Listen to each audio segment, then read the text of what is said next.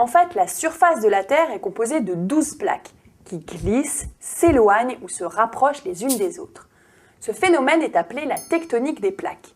Les déplacements sont très lents, mais les forces qui s'exercent sont très importantes. C'est donc aux zones de contact que naissent des séismes. Les tremblements de terre sont donc dus au frottement des plaques, les unes par rapport aux autres. Oui, au frottement, et même parfois à la rupture de certaines plaques. Tu comprends maintenant pourquoi les séismes ont souvent lieu aux mêmes endroits. Certains points des plaques sont soumis à des tensions plus fortes que les autres, et des ruptures s'y produisent donc plus fréquemment. Les zones géographiques les plus fréquemment victimes de séismes sont la côte ouest du continent américain et les îles d'Océanie et d'Asie de l'Est. Regarde ce schéma.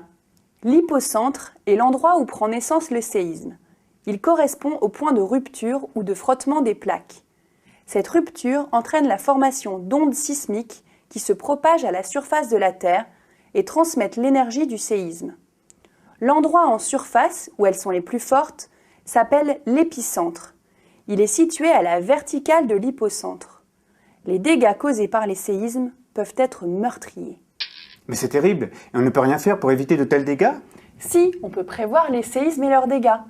Les ondes sismiques peuvent être détectées grâce à des signes avant-coureurs. Ah, lesquels? Eh bien, par exemple, les légères déformations du sol dues à ces ondes.